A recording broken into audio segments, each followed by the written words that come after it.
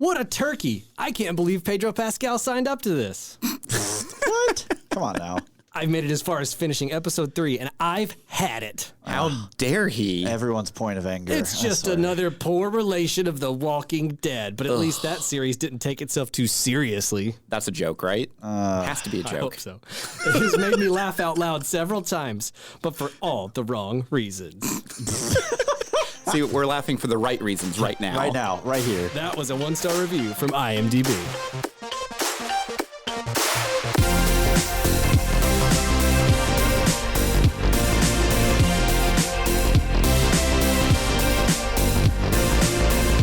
Hello and welcome to Spoilers Intended, a podcast about series and films. I'm Ryan, joined as always by Andrew. Greetings. And Steven. Hi, hi, hi. And in today's episode, we're going to be talking about the HBO series, The Last of Us. But before we get into that, we got a little housekeeping. Steven, why don't you tell us about our Patreon Picks poll? That's right. For the month of March, we have a Patreon Picks poll running. Every patron supporting at the $1 tier or higher. $1 or higher. Gets to vote in our selection of movies. So our theme for this month is movies that scarred 80s children. Yes. So we have chosen Legend, The Neverending Story, Dark Crystal, and I have forgotten Labyrinth. That was always the one that I always forget too. I always want to forget How dare you? Neverending Story because it scarred me, honestly. But yeah, so that is running. So once the poll concludes at the end of March, we will take the winner and make a early access episode for our patron listeners that will eventually hit the main feed, but they get to listen to it first. Yep. So thank you to all our patrons for their support. But that is not the only thing we have going on in the month of March. Andrew? Yeah, we do. So we're also doing 15-minute quick reaction episodes pretty much every Wednesday for The Mandalorian Season 3 that's kind of happening right now. We limit ourselves to only 15 minutes, so we have a very short amount of time to try and get into all of our thoughts and knee-jerk reactions. We sound like the Micro Machines, man. When the clock is ticking, like you got to be fast. Yeah. So that's pretty much every Thursday morning. Those are going to be released because we'll all watch it, then we record it. Unfortunately, not in person, just on Zoom. So, apologize for... We'll just pretend it's COVID all over again. All right, well, speaking of Pedro Pascal being great in a show. Yeah, right? Yeah. But before we talk about what a Last of Us, segue. we're going to take a minute and talk about some of our favorite post-apocalyptic stories. Okay. So who wants to kick this off? I guess I can. Go for Okay, it. go Sure. for it. So I have to stay on brand. Okay, anime. I have to go anime. Here it is. So this came out in 2016. This actually is also staying on brand with, I'll say, infected/zombies. Okay. So this is a bit of a mouthful for a title, but Cabaneri of the Iron Fortress. Oh, okay. Yeah, I know where we're going. Okay, here. I've heard. I think you may have recommended this. Okay, so when I recommend some shows, I definitely recommend them like, oh, you should definitely watch this. This is one of those shows where like you could watch it and it'll be fun. You're not going to really miss out on anything if you don't watch it. Okay. An optional show that you have picked for this segment. Yeah, it's so important that it's an option. Yeah.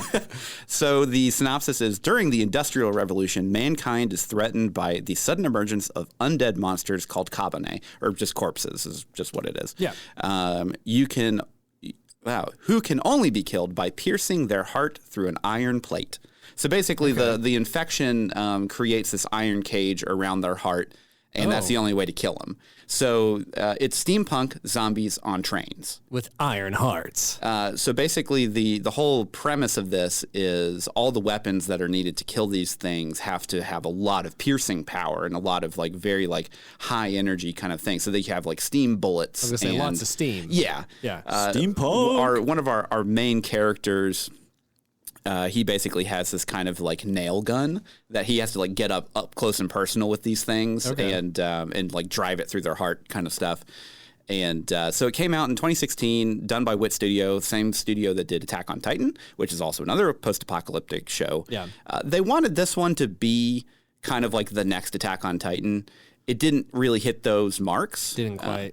But it does have fantastic animation, great character designs by Haruhi Mikimoto, and definitely worth the watch if you just want something kind of fun and lightweight to watch. It's not a great show. Yeah, I've definitely seen clips from it. The animation's very good. Yeah. Now, is this the same studio that started Attack on Titan? Yes. Before they switched? This is not Studio Mappa, which is who runs it now. Does it have the same kind of thick edge art line style as the first season or two? No, not that kind of style. Okay. It's much more light-handed, if that makes any sense. Like it honestly, it looks like you're kind of watching an art book. Okay. The art is very, very good. And the music's great, done by Hiroyuki Sawano. It has all the elements to make a show really good. The writing's just not that good. It just doesn't quite Yeah, connect. it just didn't really hit like the heights that Attack on Titan a couple first seasons did. Yeah. But, it's something lightweight. It's only 12 episodes. Yeah. Great action. Good character designs, zombies if you like it, steampunk, whatever. If you like it, yeah. Yeah, cool. All right, I'll jump in. Sure. I'm going to go with 1981, The Road Warrior, the second Mad Max movie. Okay, yeah. I was gonna say this is Mad Max. I feel yeah. this is Mad Max. Not the first Mad Max, the second one. I've only seen Fury Road. Okay, cool. So, wow, so okay. I haven't seen any of the So you the old haven't seen ones. it. Steven, have you seen Yes. all of them? Most of them? There's I know there's three. Thunderdome. four. There's Mad Max. There's Road Warrior. Thunderdome. and then Fury Road. Oh, Okay, okay. So you're counting that one in. Okay. Yeah. Well, it is technically part Well, of it. I know it so, is. So I have seen the three old school. I've never actually seen Fury Road. Oh man! wow. It's Fury very Road good. is so good. I don't doubt it. Again, there are always these weird holes. Yeah, there is. Okay. Mediocre. So Mediocre. The Road Warrior, and the reason I picked it is because it is, in my opinion, and I'm going to upset a lot of the original Mad Max fans out here. They're gonna start It's pushing the up their better glasses. version of Mad Max. It's like the first Mad Max was kind of like the shorthand way to think of it is it's like pre the apocalypse, and the Road Warrior is like post apocalypse. Oh, okay, gotcha. If you will. So it's like society has collapsed. Well, and I think a lot of that came down to budget. Like Mad Max was a very cheap movie they made in Yeah. Australia. George Miller directed. It's really good, but it is its own thing. Like Max still has a wife and a kid in that one. Oh, like okay. It's his origin story basically. And then the Road Warrior, though, let me give you a quick synopsis. So again, starring Mel Gibson, directed by George Miller, who directed all the Mad Max movies. After eradicating Knight Rider's followers in Mad Max, which is this gang dude from the first one, former patrolman Mac Rockatansky now scavenges for food and precious petrol on the deserted highways of energy-starved Australia. Then Mac stumbles upon a small oil refinery in the scorched wilderness. However, there's a catch. The community of survivors is under siege by brutal biker warlord Lord Humongous. That's right. Lord The names are Humongous. so good. And his barbarian marauders. Now, to get his hands on as much gas as he can carry, Mad Max will have to provide the defenseless residents with a powerful truck. Using this method, they can transport gasoline to safety. Of course, this is easier said than done. Is the Road Warrior up to the task? And then chaos ensues. Yeah. So the Road Warrior is very similar in a lot of ways to Fury Road in that there's an extremely incredible long convoy action scene. Okay. Right, yeah. The situation around it's a little bit different. There's a lot of fun like side characters, including this character called Dog, who's just this Australian shepherd that's a dog. Yeah. It's literally they picked him up from a shelter for the movie, and he did great. And then one of the camera crew like adopted good. him right after that. But like, That's good. I always like hearing those stories. oh yeah, but there's like there's a dude that flies like a gyrocopter. It's like this tiny little helicopter in it. His character's great. There's a lot of fun characters, and again, the Lord Humongous is a crazy character. Like everything is like Fury Road for your perspective, and it's all over the top. It's just wild, I think that's why I like Fury Road so much is that because it's just so ridiculous that you just kind of accept it. You're just like, all right, I'm here for the ride now. Yeah, literally. If you like Fury Road, you would probably like the Road Warrior. Okay. It is definitely the proto version of that, Yeah. wherein the special effects are going to be 1981 level. Yeah, of course. The budget's lower. Yeah. And they didn't get as wild as they did in Fury Road. Like there's no Of course. tornadoes running around everywhere. Well, again, there's probably no guitar flamethrower. Right, no, but it's close. So, anyways, that's Is it a mine. drum flamethrower? No, Drumsticks as grenades. no. it's a ukulele. Andrew, It's just smaller. it's the bassist, and nobody likes the bassist. Oh, Ryan leaves the podcast. So rude. All right, Steven. What is your pick? Wow, okay. Come at me, bro. So I am going very far afield here, mostly because throughout watching The Last of Us, this was the setting I kept thinking of. So I'm going with Armageddon's Children. This is a book by Terry Brooks. Okay. This is a prequel to his, it's part of, but it is a prequel of the Sword of Shannara series. Oh, okay. Which is a name that some people may have heard in the past. I know that name. Yeah. So that whole series is a fantasy series. But even from the first book, you get hints of, hey, there's more that in the past. There's more going on here. And then once you start getting prequels and stuff, you find out, oh, there's magic, but it starts from basically 2020. Okay. And these were all, like, that's the time he chose. These books were all written back or I shouldn't say, he's still putting books up. These were all written like mid-2000s-ish. Okay. And this came out later, like after the books had been out. This came out well after. So this came out in 2006. And I want to say Sword of Shannara is maybe from the 80s. Right. Yeah. That's what I was going to say. Okay. So just a synopsis of the book. So in our world's near future, civilization has fallen into terrifying chaos.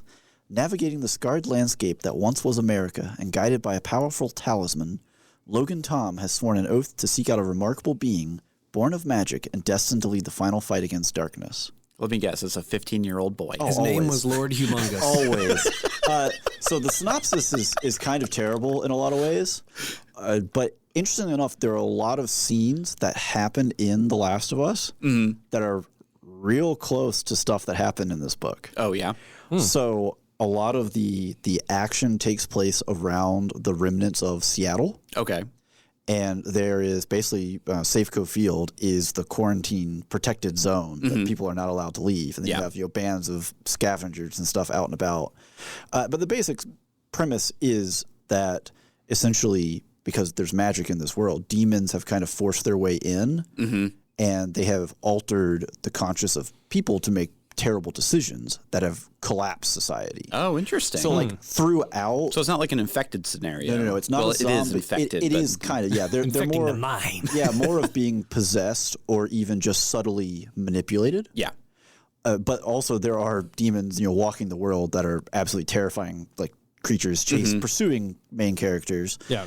But it's interesting because throughout, like there's a couple of different plot lines throughout running, and dropped in the middle of this just at random is you're basically following a U.S. Air Force officer who is slowly losing his mind. Okay. Inside of a nuclear silo. Okay. Oh, wow. And that's kind of the big kick. Like the world's already falling apart, and then the big kick hits. So Gotcha. It's a really cool. Honestly, the whole series is pretty great. If you're interested in fantasy, it's a great sell. The first book is a chunk. The guy needed better editors. Oh, okay. Like he just wrote, and then And they're just like, we're just going to put everything you wrote on here. Like, oh yeah, like this is No like, notes. let's compete with Robert Jordan, and we want to be the next Tolkien and all this other. And it's like, guys, there's a lot going. Like you could. That pare might be that like down. his editor forgot to like edit it until the day of, and the publisher's like, No, did they you make just- those edits? Oh yeah, It's all good, That's actually. He great. just sent the Everything. wrong. He sent the wrong version. And then he's like, oh, I'm expecting a 500-page book. Here's a 1,500-page Yeah. book. Wow, that's a lot thicker What than do you I mean? I've remember. already been printed. It's not quite that extreme, but it is. It's not even necessarily that the book is like, oh, it's so many pages. It's just the pacing's really slow. Yeah. But as he goes, because there's 20 plus books in this series, and they skip around between the initial air. Like typically, he skips like a generation How or do two. you keep writing for 20 books? Man, if it keeps making you money. I mean, sure, So but the thing is, and again, this is not a George R.R. Martin shame. This is totally a George R.R. Martin shame. This isn't the only series he writes. He has a whole other series that's more of a whimsical fantasy magic stuff. Well, hold on. That he does. George Can he R.R. do- Martin does have another series. It's called his blog on the Jets. Golly, of all the teams. Can this guy do like Jets. a YouTube tutorial that George R.R. Martin can like watch? He's too busy writing about the Jets to worry about Can't YouTube, watch Ryan. a YouTube tutorial. I don't have time for that. I'm George Railroad Martin. Railroad Martin. All right, but yeah. Cool. Okay. Yeah. Those are all good picks. Check them out. All right. Well, let's move on to our discussion on The Last of Us, and we'll start with a plot summary.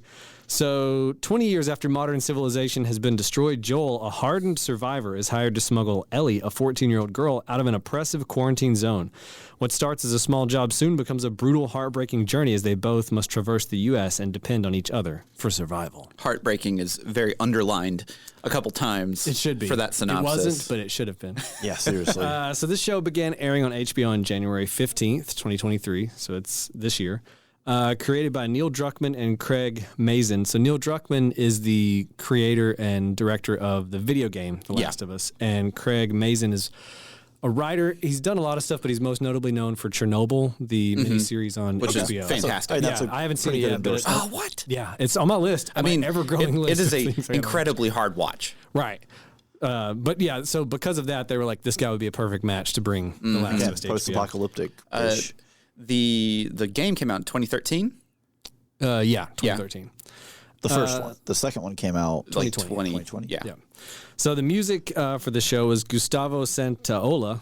I think I'm pronouncing that right. There's like some extra L's in there that when I heard him interviewed on YouTube, he didn't include. So I'm like, I'm going to leave the pronunciation. Those are silent L's. Anyways, and David Fleming, which Gustavo does most of the music. I think David Fleming did some pickup work here and there. But Gustavo's the guitar player and composer. I was going to say, flamenco guitar. We have some Spanish guitar in there, so which is phenomenal. So he did all the music in the first game and the second game, but I think second game. Don't quote me on that one. I didn't look that up. But he definitely did the first game, and they brought him on specifically because they were like, we want that sound. And I think that was a good choice. Yeah, I think so. Starring Pedro Pascal, Bella Ramsey, Anna Torv, Gabriel Luna, Nick Offerman, Nico Parker, and a lot more. I didn't want to list everybody. There's a lot of names. Yeah, a lot of people in there.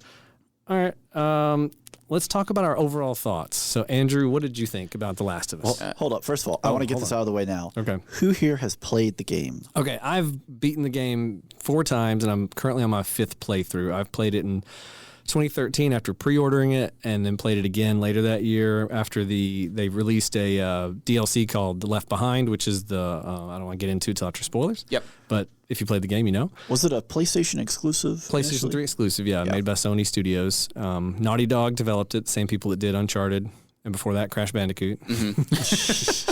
So you could say that you are a fan of this series. I'm a fan of the series. And then they had a re-release in 2014 on PS4. It was how Naughty Dog basically were like, let's remaster this to get our, feet wet on the PS4. I've replayed it then, and they just released it on PS5, and I'm replaying it now again. It's also out on PC right now. So, anyways. Steven, have you played it? I have not. I have read some of it on Wikipedia many years ago prior to any of this existing. So I had some basic knowledge of it prior to, but... So back in 2013 when it came out, I heard many, many good things about it, and I did have a PS3 at the time, and I bought the game, and I played basically to the first clicker engagement that you have, like in just whatever. It still felt kind of like a tutorial mode-ish. It hadn't quite opened up at that point. But And it's not that I didn't like it. I think at the time I was very anti-zombie stuff, and I was like, oh, okay.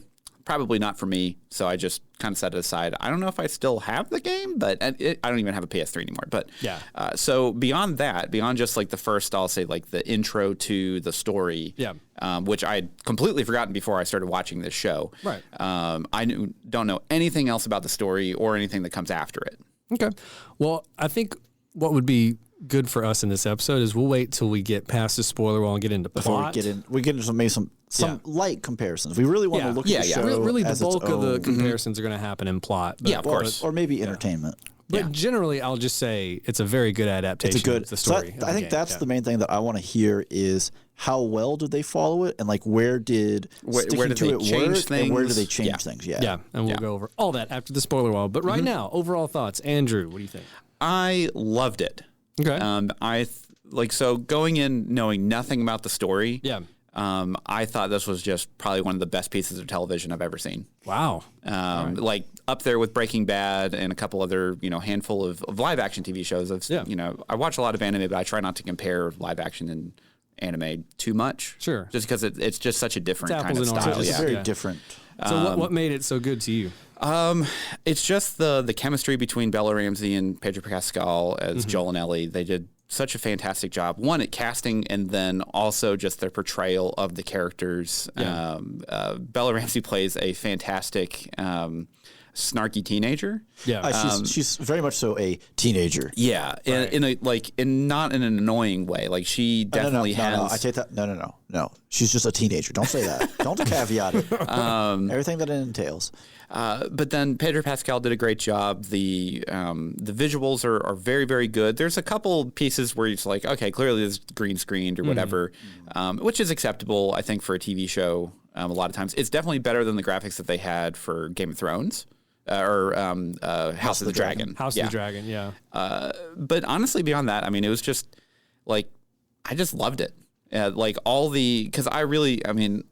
I've said it before on the cast, but I love to like be emotional and like cry and Andrew that kind of likes thing. to cry. Andrew likes to be in his feelings. I love watching my to- favorite characters suffer. He wants to crack Right. open a pint of ice cream and just bawl. Yeah, and the best part about whenever like I like this, I really don't like it whenever my favorite characters have to suffer repeatedly, and Right. this did both of those, and it was great. I loved it. The music was great. Graphics, I mean, the visuals were great. Yeah. Acting great. Yeah, there we go. Top marks. Steven, what'd you think? I liked it. So I was actually sitting here imagining Pedro Pascal's relief at not having to build chemistry with a puppet. Like what a moment to just be like, oh my gosh, there's anher person. Yeah. I get to interact with When you said another that, individual. I pictured a very like cheap foam Ellie as a Muppet, like just Or like a little sock puppet. Yeah. Joel. But yeah, I mean, it was good. I think they did a very good job at building up relationships. So I think where the show really shines is they do a great job of throughout the season creating a good build, like a natural chemistry of their relationship and how it develops. But they also did a really good job of hitting you with small bits of other characters and their relationships and establishing them very quickly, getting your feet set on who they are, what they want, why they want it, what they're going to do. Yeah. And I think that's something that a lot of shows where they can fall down on is maybe with their main characters, yeah, they're real loving, they really understand it, and then the door kicks open and here's generic McVillain man twirling his mustache, and it's like Lord Humongous. Well, yeah, basically Lord Humongous, yes. And that's the big thing with this show is they do such a fantastic job at building up these side characters that you're only in the show for at max 2 episodes, and giving you, like kind of what their motivations are, like the emotional stakes that they're involved They very with. quickly, and even things where you're kind of like, maybe this person isn't who. No, they are who I thought they were. Yeah. And there's there's 2 characters that we'll bring up in the spoiler wall in a bit that just like absolutely killed it for their performance as essentially villains. I mean, honestly, there's a pretty solid handful of characters. I mean, there's again post-apocalyptic setting, and we have the infection, the fungal, the Cordyceps, the virulent athlete's foot, if you will. Go ahead. That is the problem, but really, at the end of the day, humans are the real monsters. Yes, right? as always. As all post-apocalyptic settings teach us. Yeah, and since we did mention cordyceps, if you want an absolutely terrifying experience, just go to YouTube and look up what cordyceps do to ants. It's insane, and they play some clips of that in the early episodes of the show. The first episode talks about. Oh, it's terrifying. It just makes you wonder, like when this show happens, you're like, man, I feel like this could happen. I don't know, we're not that far away. What about you, Ryan? I loved it. Definitely, as someone who's a fan of the game, I came into it with some trepidation initially when they announced they were doing it. Well, because, just from what I've seen now, but then also just from what people have said, like this is considered one of the best single player experiences you could ever have on a game system. It is, especially in 2013. Like I can't, expand on that enough. Like in 2013, this was like, oh my, what is this? Yeah. And there was a lot of people that did not like it in 2013 because of that. Because just because it was so intense. It was just different. Yeah. It was like the other thing I think that a lot of people struggled with was the it came out at a time, and I'm trying to remember the exact what else was coming out around the time, but there were a lot of like games that were letting you choose your path in the story and a lot of open world stuff. And this is definitely a linear story that has a path it is on. There's no like multiple choice Telltale style game. Yeah, you just get to do it. It is, and so I think there's a lot of people that there are some big decisions that happen in this game. For the longest time, the big phenomenon has been open world, et cetera, et cetera. And so a lot of people probably were like, "Oh, I really just wanted to be able to choose the other way." I wanted to do that, and it's like, no, this is our vision. It's being so. That was one thing that people came up against, but I as soon as I heard they were adapting it, I was like, oh, okay. And then when they said they're doing a TV show instead of a movie, I was like, fantastic, because then at least you get multiple episodes. You have a lot more runway, a lot of time. You get about 8 hours worth of content instead of like 2. Because could you imagine trying to take this story and push it down to 2 hours, which was an original pitch that happened back in the day. They were trying after seeing what the story was, no way. No, there's no way, right? Yeah. And then when they announced the casting, initially I was like, okay, because I was like, Pedro Pascal looks like Joel, or he could look like Joel. I was like, but he's got kind eyes. He's Pedro Pascal. He's the internet's daddy, right? He's heartthrob. He is, and Joel in the game is a hard man. Yeah. He's not like a daddy. If you know? And so I was like, I'm worried that like the same dynamic's not going to be there. Yeah. And so I think he did a fantastic job. I think Bella Ramsey, who again, I was like, oh, she don't really look like Ellie to me, but okay. As soon as I saw her in costume and heard her speak, she got the voice perfect. Compared every to time she talks in an interview, and I'm like, you are not American. No, she's oppressively Scottish, I think. Yeah. Very, very somewhere within the UK. Yeah.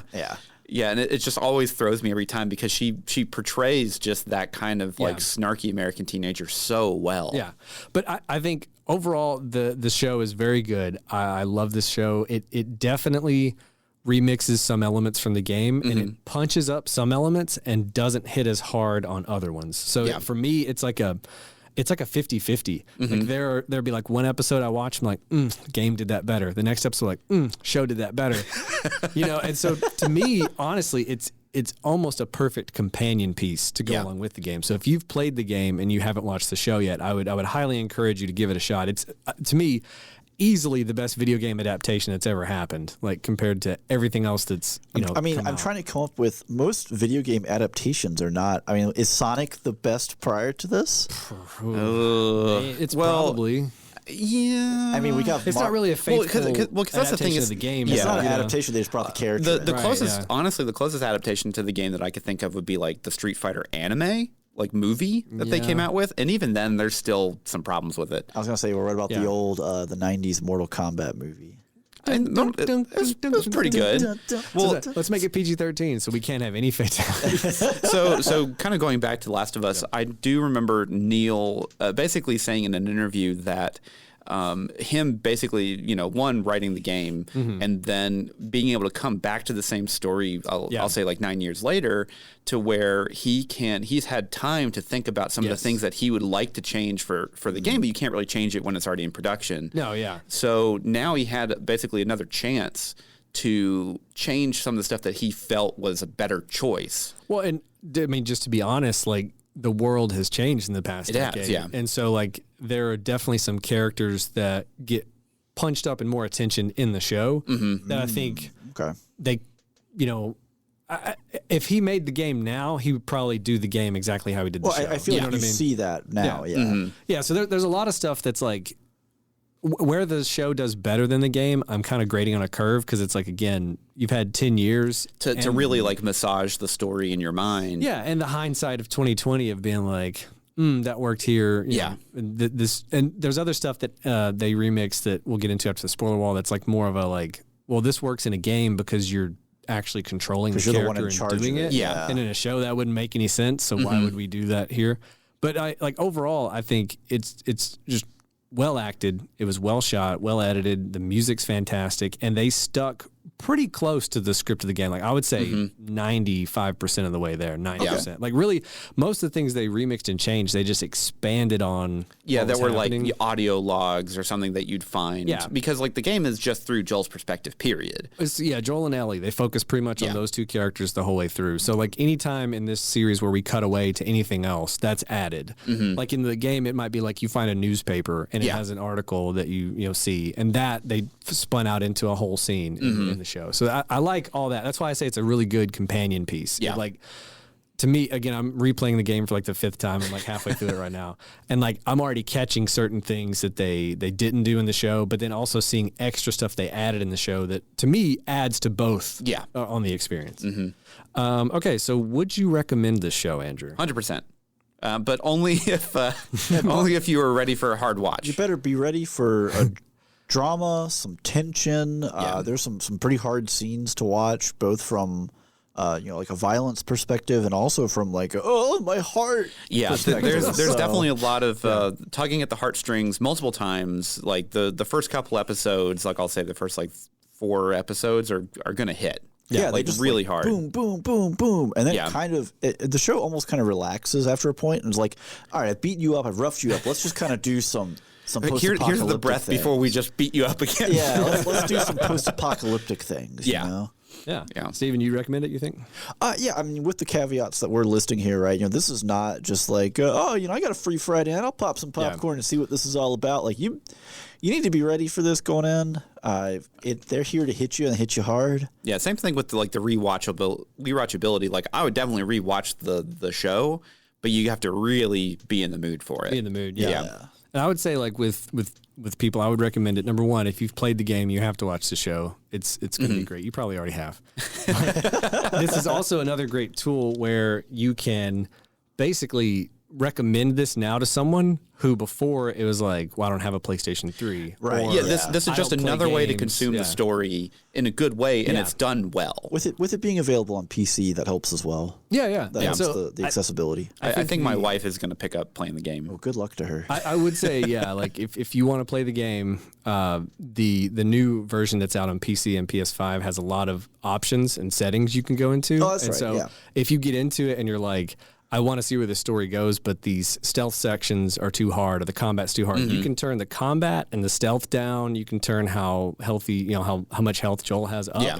But the biggest thing I would say is I would recommend anybody playing it on whatever platform, crank up the difficulty on the scarceness of resources, because That's the best part about survival style games. This is supposed to be a survival game. yeah. On the normal setting and easy setting, you're getting so much stuff. You're crafting like guns that can kill anything like early in the game, and it kind of ruins a lot of that tension and the dramatic. Like I don't have enough stuff, so like that would be my recommendation: is like crank that slider all the way up. Yep.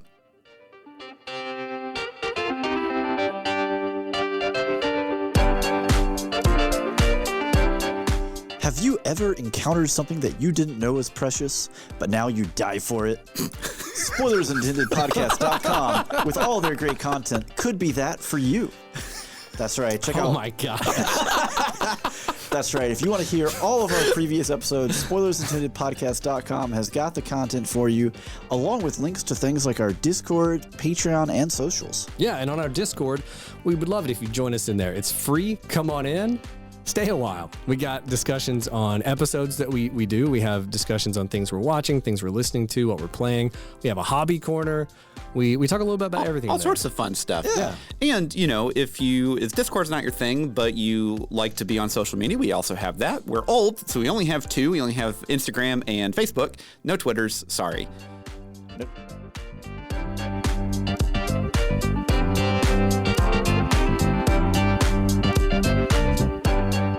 Okay, and we're back, and that means we are past the spoiler wall. So from now on, it's all spoilers. You mean the quarantine zone? Yes, Oh, Andrew QZ. took it from me. You have now left the quarantine zone. The spoiler zone. How could you miss that? Yeah, it was seriously. the lowest It was hanging right fruit. there. the whole time. floating out there for you. I can't believe I missed it. I'm leaving. I actually get out of here. I actually think less No, of you don't. now. You're running the board. Stay. You're the only one that knows how these work. Okay, so let's start off with a little bit of trivia before we get into our review. So 4 actors from the game star in the series adaptation. Merle Dandridge reprises her role from the video games as Marlene. So that's the Oh, actual that's lady cool. That's cool. that I didn't know that she was part of the game. Yeah. Yeah, she. It makes more sense why she's so emotional at the connection between. Right. It makes a lot more sense now. Yeah, so after the finale, by the way, there's like a little behind the scenes, which, by the way, at the end of each episode, there's one. If you didn't watch those, and You love the definitely show, need to. You got to go back. They're Yeah. really good. So she did both the voiceover and the motion capture. Oh, for wow. Yeah, I was wondering about that too because I was like, man, she's really getting worked up for like the 15 minutes she was on screen here. Yeah. Ashley Johnson, who played Ellie in both games, Last of Us 1 and 2. She plays Anna in the series. Who's her mom. Ellie's mom. Troy Baker, who played Joel, played James. He was the right-hand man of the...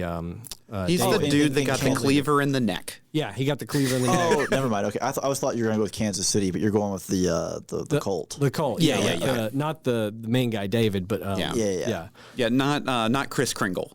Right. Yeah. Right. And then Jeffrey Pierce, who played Joel's brother Tommy in the games, plays Perry in the show, which Perry was in the Boston QZ? the guy with the gray beard, the really the right hand man of the lady that was running. Oh, Chris Kringle.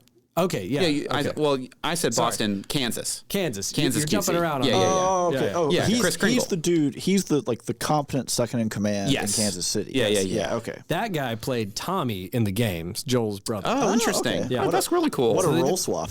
Yeah, they did a really good job of like getting everyone or a lot of the Giving them roles that they fit into. Yeah. Well, I mean, for some of them, there was the same role, and Yeah. then we had kind of like the connected roles, and then it's just kind of like we want you in here, but you just don't fit this anymore. Yeah. So You're just gonna be a dude that has a big gray beard and be the enforcer. yeah. Yeah. Carry Which it I on. liked his character a lot. I thought they were great So characters. while we're on that subject, according to Neil Druckmann, Anna's storyline, which Anna is Ellie's mother, Yeah.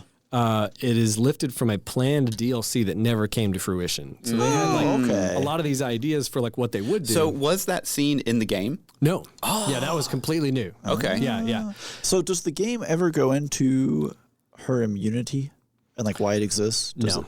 Okay. Oh, interesting. Yeah. I wondered about how much of like the background info that they said in the show you got in the game or vice versa, because I like obviously like Joel can't know everything that happened in 2003, right? Yeah. Like it's not possible for Yeah. him to know exactly where did it start, how does it Right. work. So I was wondering about that. I was like, is there, if you played the game, do you have more knowledge of it or not, or Well, specifically, you probably do get a little more knowledge of like how things happened, but usually it's like you're in a house and you find like a note, Right. And the person that wrote the note like was like, I don't know what's going on, this Yeah. is happening here. The government says this, blah blah blah blah blah.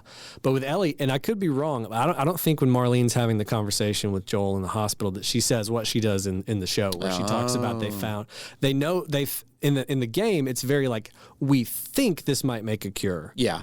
We don't know. Yeah. It's a little more So amorphous. so if it's less concrete, it actually makes his decision at the end to make a whole lot more sense from his perspective. yeah. yeah, that's what I was wondering Than too. it being so concrete for the show, where it's just like, hey, guess what? I Yeah. know you said that she can save humanity with this.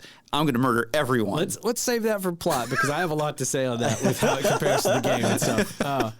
But so in the games, the fungus is spreading through spores in the air, and there's a lot of sections where you have to put on like a gas really? mask and make it. Okay, I wondered about that too. That makes I was like, way it's more a fungus. sense. It shouldn't be able So, to be airborne. For the show, they were replaced with these tendrils, and Neil Druckmann explained that this was a deliberate decision he made early on during the show's development, as he wanted to make the world a little more believable and the fungus a little more frightening. So I guess visually, it's a more like, ugh. Yeah, Well, it's absolutely. also you spare your actors are like, okay, here's the episode where we wear gas masks for 40 minutes. And it wasn't said, but I wonder if COVID didn't have like a play in that too, of like, we don't want to Also have another possible. airborne type thing. Which I think that's a good choice. I will say from that perspective, the spread within the game makes more sense. Yeah. I have objections to the speed of spread in the show. Well, and in the game, it's obviously if you get bitten, Yeah. you Right, turn. yeah, But then like when these in the game, when a person, the stages of infection are basically, you're basically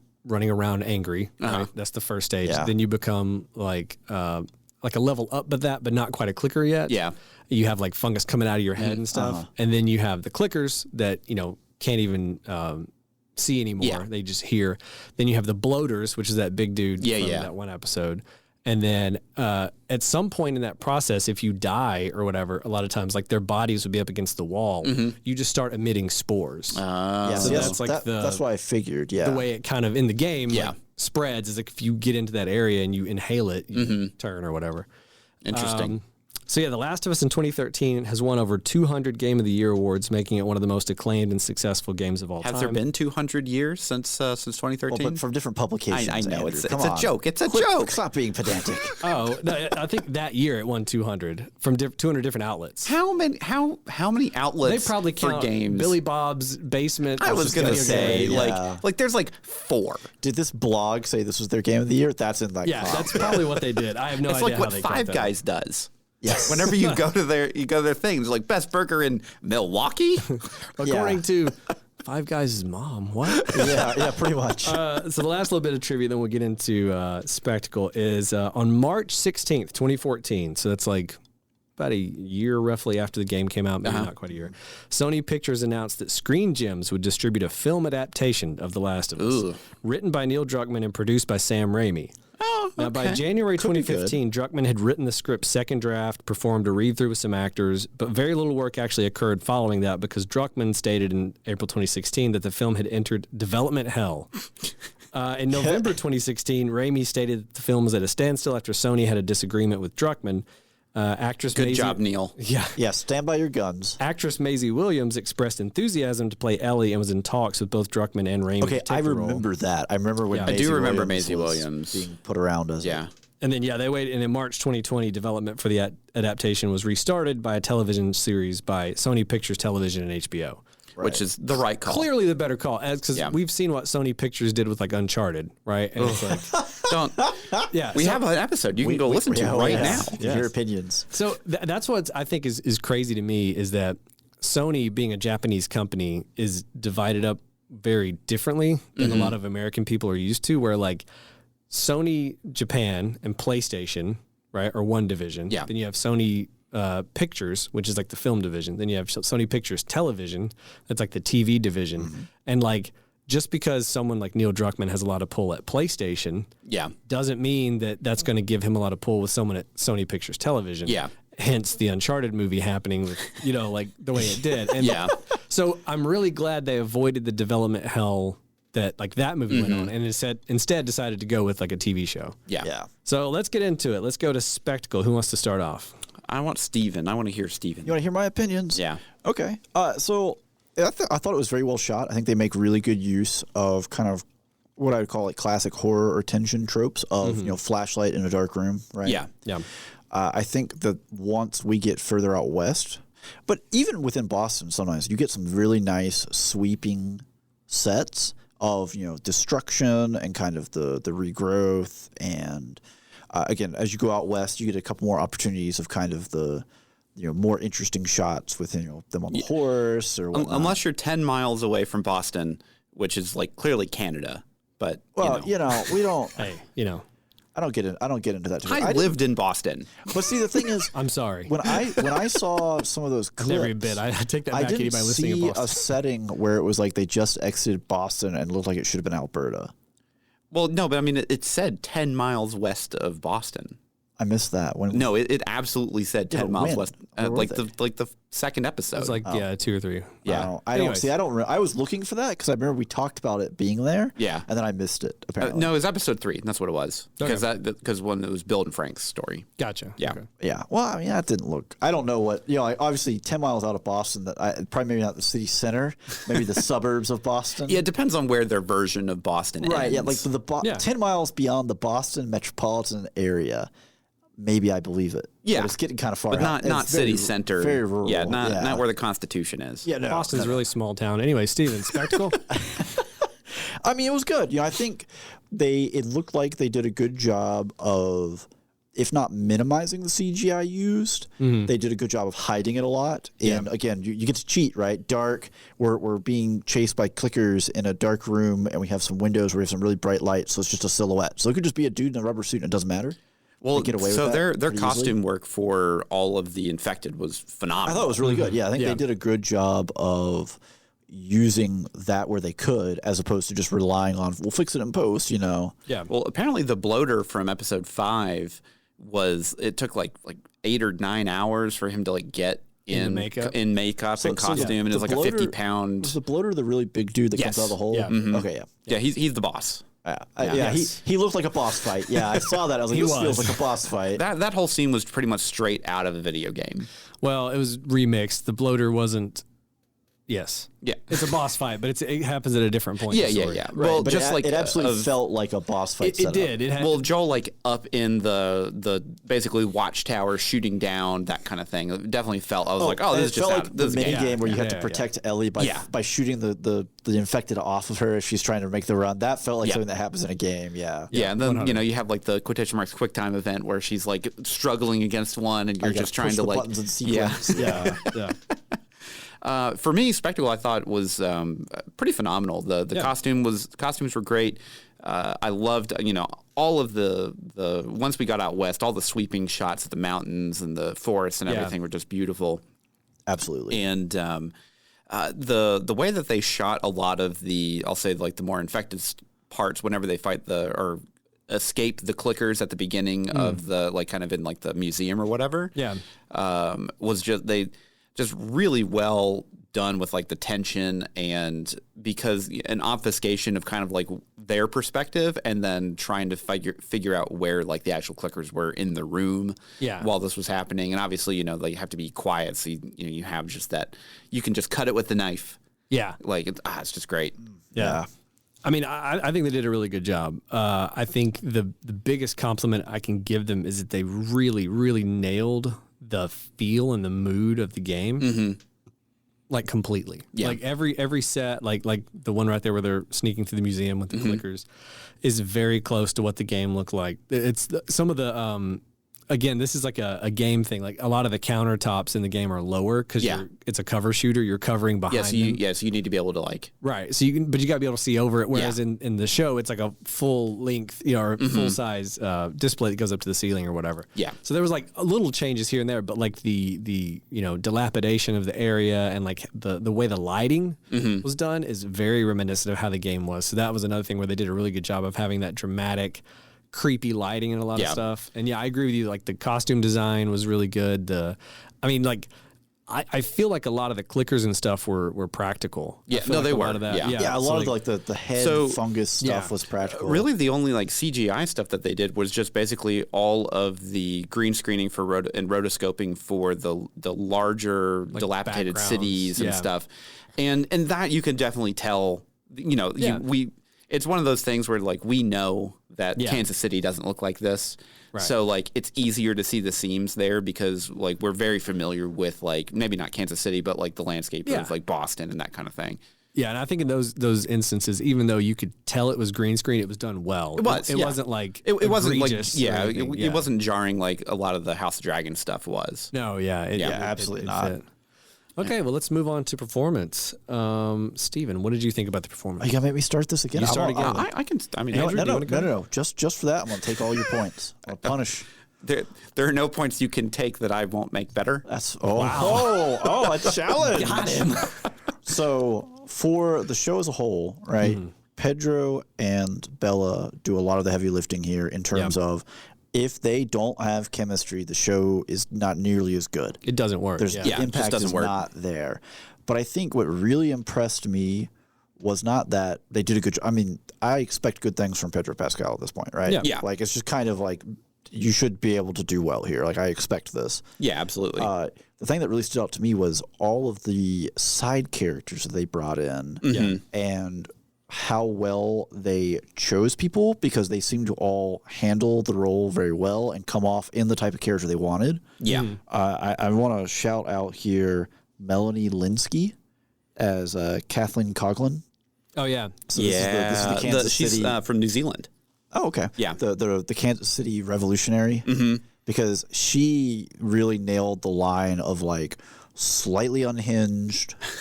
Unhinged is a light word there. But the thing is, she's like collapsing. Like internally, things are falling apart, breaking and bouncing around. But externally, she seems very controlled. Yeah. Very like calm spoken, you know, like she's that kind of menacing where they speak very measured, practice words as they go, and they're telling you, I am going to kill every one of you. Yeah, and you know it's you know she is 100% telling the truth. Yeah. And see, I want to really point out that I'm glad you shouted her out because I thought she did great too. A lot of online backlash about her. Really? Everybody is saying that like she was miscast, Oh, that she was no. too mousy and too like it's okay, But listen. that's a good contrast though Yeah. of how she looks and how like what her actions actually end up being. I completely agree. Yeah, I I thought think she it- killed it. Like I thought she was like chilling the whole time because I was Yeah. like, oh, this girl is unhinged. Like Yeah, anytime it almost is more unsettling because she's not like the Perry guy with the big Santa Claus beard. you Yeah. know? But like, anytime that you can get a character on screen who's like looks like the kindly old grandfather, and then he slits the throat, right? You're like, okay, that's a good contrast. This is the same type of contrast. This is girl next door who's a psycho, right? Yeah. Like, Yeah. Well, and the thing is too is that just because like when we are inserted into her specific story, like that, like 3 nights ago, essentially, like they had just taken over the Fedra QZ. QZ. So like, and probably a day before that, her brother was murdered, and like that's why that was the catalyst that made all this happen, and. Like, so she is still coming to terms with the fact that her brother's dead, that they took over, that she's in charge now, and she has to find Sam? Henry And and Sam. Yeah. And now she has to find Henry. Well, she doesn't. The thing is, she doesn't have to find. She wants to find. like to the that detriment revenge. of other plans. Yep. Yeah. And I think that was because again, we don't, like our main characters don't have any of this background. They don't get any of this background given to them. Yeah. And it's not really spelled out to the viewer either. And you have to pick it up from the clues of what's going on. So you have to sell that performance in order to get this across that, hey, this person's probably the villain here and not like going to help him out, right? Yeah. Well, and man, she just did so good. So I'm going to pick it up here. Go for it. Yeah, go for it. I have to, Bella Ramsey and Pedro Pascal obviously did a great job. But I have to shout out to the other major villain, I'll say, out of the show, Scott Shepherd as David, basically leader of the cult. Interesting, because I think the game version of David's way better. Well, than see, this. that's the thing. I don't have any comparison. context. But I think he did a great job. Oh man, He did a really good job. The scene of him trying to like sway Ellie into like joining him and becoming his really creepy teenage wife or whatever. Totally what he was going for. Oh, 100%.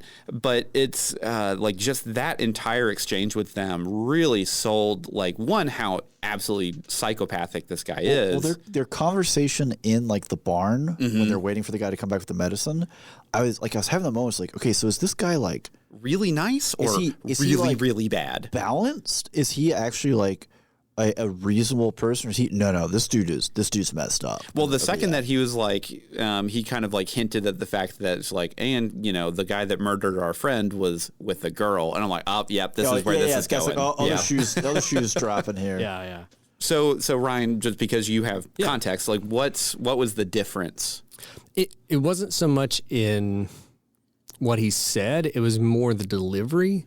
I feel like in the game, David is played by Nolan North, who actually does Nathan Drake in the Uncharted games. So they brought him in as David, and it was crazy because most of the time when Nolan North is a voice in a video game, he just sounds like Nolan North to some degree, like different shades of it. Yeah. And when he was David, I did not catch it was who it was, and he was much more kind and trusting at the front. Yeah. I feel like in the game at least, like you don't really go, I don't trust this guy until like a little later. And then when he does make that turn, it gets even creepier. Yeah. So I don't know. I'm playing through it again and I haven't gotten to that part in the replay. So you'll have a little bit more of I'll like have a little more perspective now that I've seen this. But I felt like when I watched that episode, I was like, he did pretty good, but I didn't come away with the same like unsettling nature that I did from the game. I think just because Scott Shepherd does have a very nice face.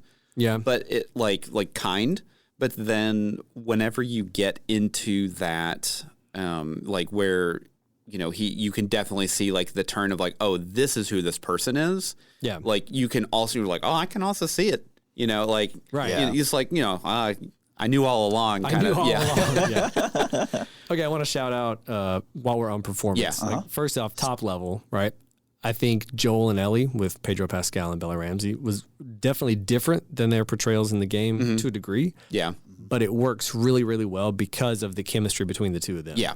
Yeah. And so like with Joel, especially like Pedro Pascal, again, being the internet's daddy and being like a nicer guy, I feel like in the game when Joel goes from being this really tough man to that turn to like caring about Ellie, it hits harder because you don't really see it coming Expect quite it as from much. him, yeah. You do to a degree, you know what I mean? Like you get where the story's going, but like when it happens, to me it hits a lot harder than in the show where you're like, well, yeah, Pedro Pascal's going to be the cool guy. Like, you know, like great uncle. Yeah. So, I mean, that's fair. within that, I think they both did great. And again, Bella Ramsey nails the voice of Ellie, who originally was played by Ashley Johnson, and who really like made the character that like Bella is basically creating on screen. Yeah.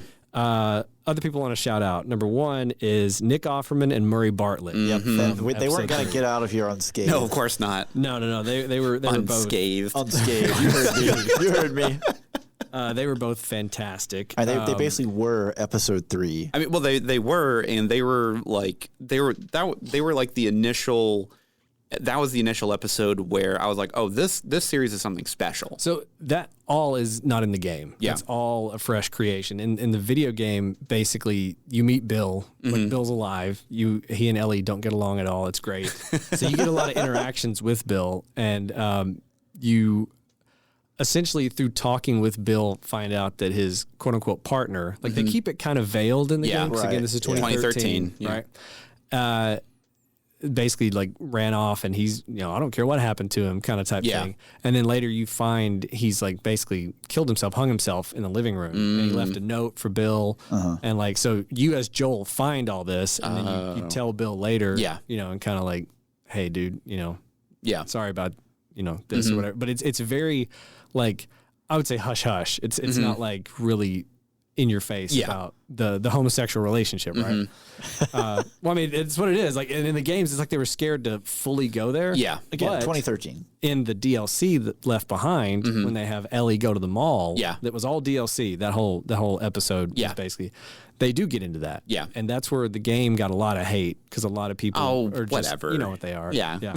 The internet is terrible. They are. People. Yeah.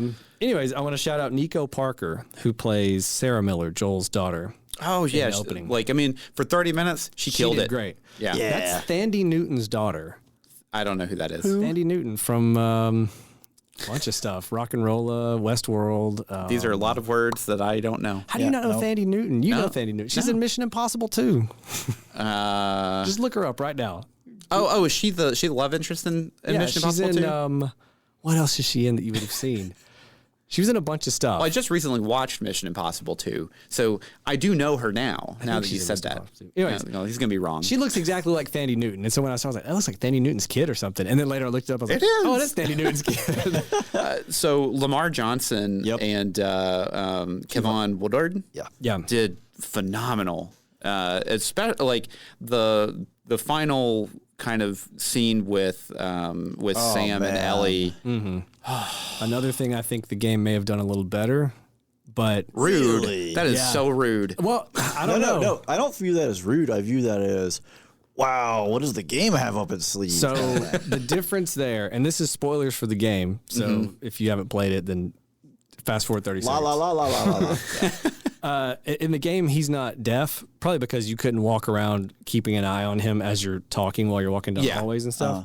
And there's this, so for that specific moment in the game, she doesn't take her blood and try to like cure him. Right, yeah. What happens is he basically starts asking her the same questions of like, when you turn, do you think it's still us you, inside? And Ellie's like, honestly, no, and he starts asking her about like, do you think there's like an afterlife? Yeah. Like what? And she's like, no. And like, it's real cold, but she's like being honest with him. And you think it's because their mom died. Yeah. You don't know he's been bit. Oh. And so he's asking because he's thinking, he's trying to like, I'm about to turn. Yeah. Yeah. And then the scene ends, they go to bed. She never knows he's bit and wakes up and he's freaking out. And it's like, oh, wow. And so for me, that hit a lot more because when you realize why he was asking her these questions, you're like, oh, my heart, because you assume it's like he's talking about his mom. Like, is she still out there in there somewhere, as a clicker or whatever? Infected, Infected, yeah. in this, the TV show, they didn't go that route. But I did like that they, had a deaf character, and I think that's the perfect place to have it worked into the story. It's very A Quiet Place kind of thing going on here, where you got to be, you got to be silent communication, so it's a lot of sign language. Although I did sort of chuckle a little bit, where it's like, man, I am just like back to back on media here with a deaf child. Oh yeah, with Creed 3. Creed 3, yeah. So it's just kind of like, this is really like, it's not that it's weird per se. It's just like, it's not something that I would expect. It's one of those things where you break out the Phineas and Ferb meme.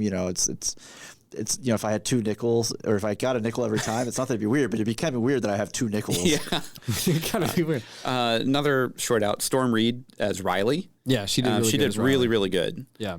She definitely fit the kind of like older teen that feels that like she has the answers, and clearly she is completely out of her depth with a lot of things. She thinks that she's in control. Yeah. Mm-hmm. I do want to shout out Troy Baker as James, because again he did Joel in the games. Right in the neck. I've heard Troy Baker voice so many video game characters over the year, because the guy's like probably the most prolific video game voice actor out there. But like, I've never seen him on screen in a TV show or movie. Did he good? He did great, and I always wondered like, why does he not do TV and movies? Like, he clearly has chops to change his voice, and like, I do think it's interesting because a lot of times you don't see crossover between like mocap voice actors for video games. Like, you'll see voice actors for cartoons and video games. Like, there's crossover there. Yeah, but to see this much crossover, and also how honestly strong they did. Like, if you hadn't told me that Marlene was the same both in game, and I would have just said, hey, they did a great job casting this lady. This is she nailed it. Like, right on she it. just is the character. Yeah, she knows the role. And her character in the game looks a little bit different than her actual face does. So like, I didn't catch it when we first met her early in the series. But I was like, man, she got the voice down pat. In my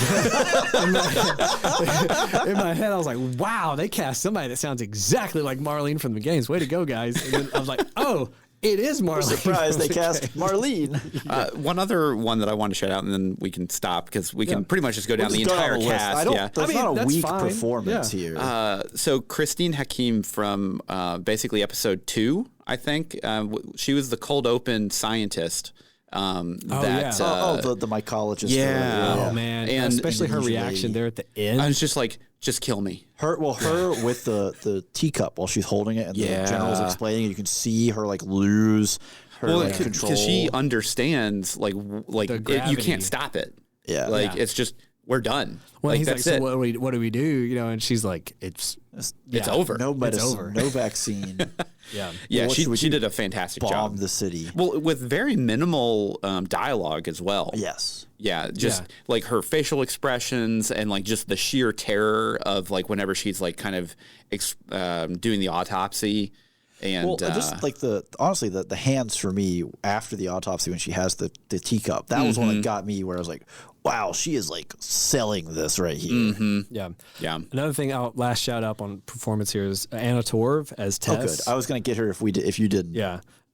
It's weird, because like when I started that section with Tess, I was like, I kind of like Tess from the game better. But then like I think by the end of it, she did a really good. They made sure. Because at the start, she was very rough. And I was like, man, I don't know about this character. And they made sure that she grew on you just up to the point at which, just up to where she died. Like...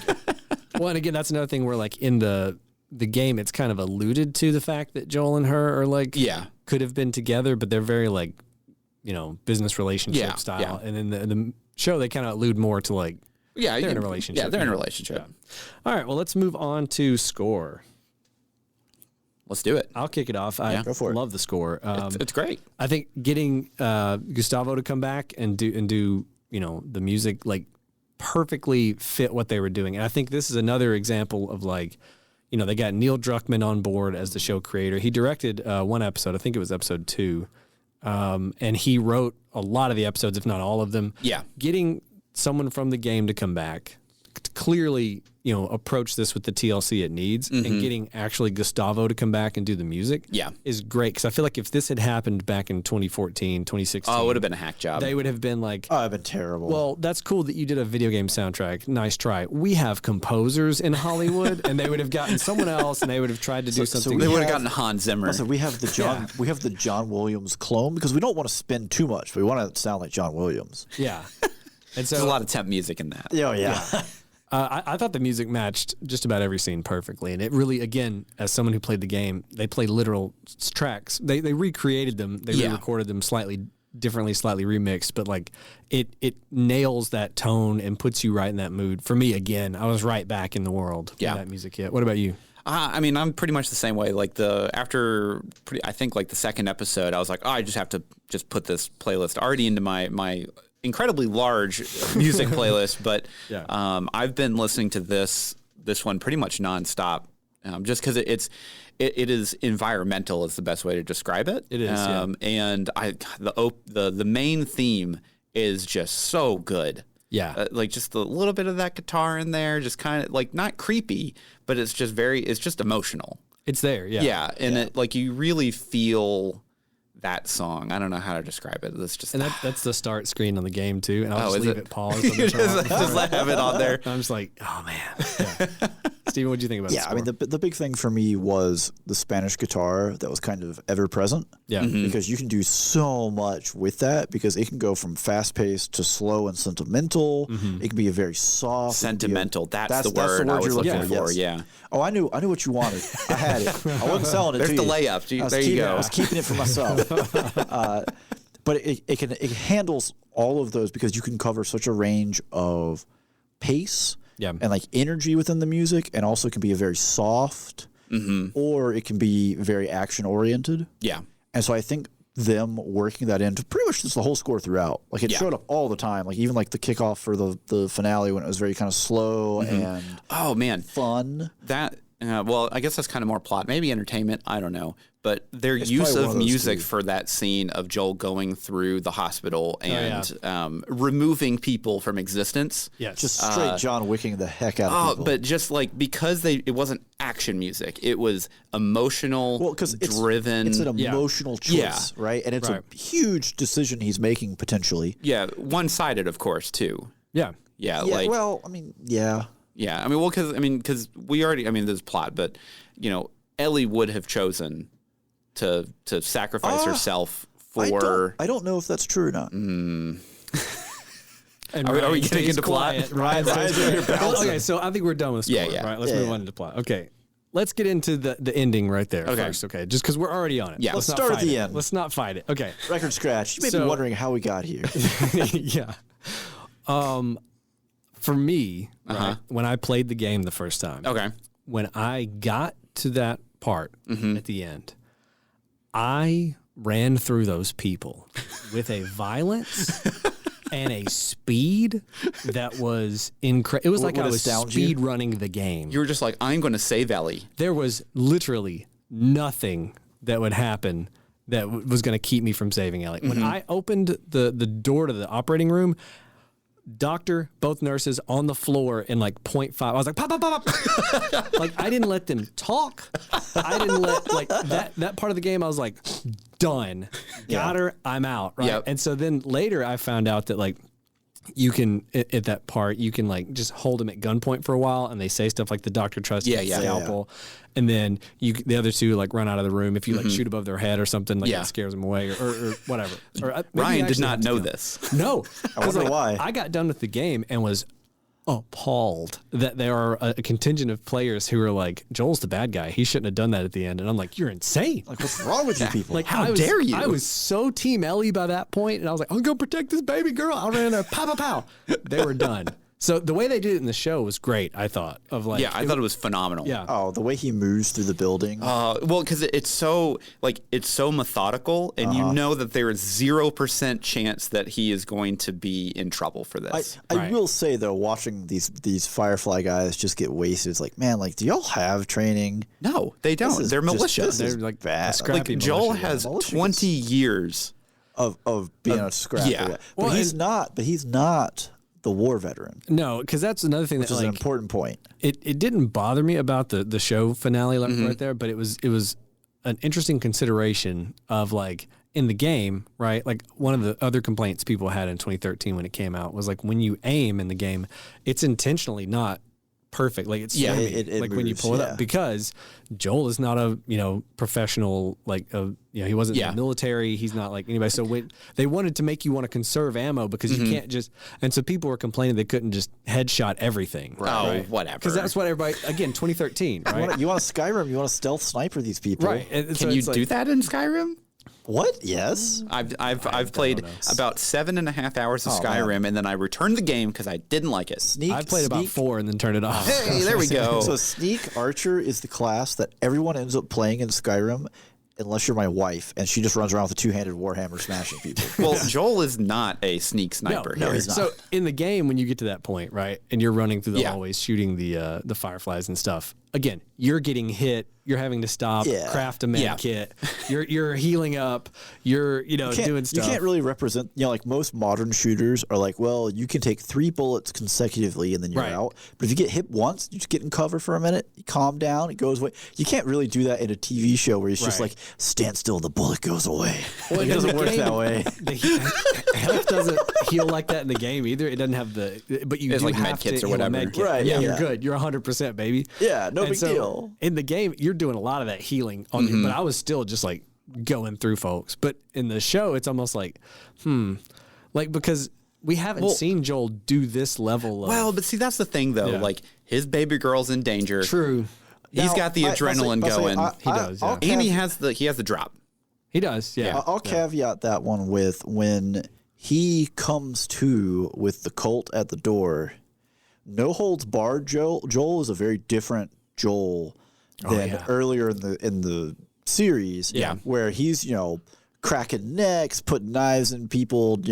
With the like at that point where he's like, I will do anything to rescue this child, and he's interrogating the 2 dudes in the room, and he's like, puts the knife in the dude's mouth, like, point to me on this map where they are, and I'm going to ask your buddy if either of you are lying, you're dead. And then dude's like, I won't lie. He's like, I don't care. I think he told the truth. I trust him. Off the other dude. I trust him. That's line for line, shot for shot from the game. And that in the game was such a cool turning point too, because again, up until that point, you as Joel have killed people, but it's always been like self-defense. Yeah, self-defense. But this was like, but that's the thing is like, this is I've done things, and now I'm going to do those things. Yeah, and he flips it around to where, like, I'm not going to say he's the bad guy because I think I agree with his choice. Yeah. I think that if there is a way, like, so basically the Fireflies at this point are trying to, I'll say nuke the situation of like, we know that she has the ability to stop, to basically help people. We're going to go ahead and sacrifice this girl because we don't have, and we don't want to wait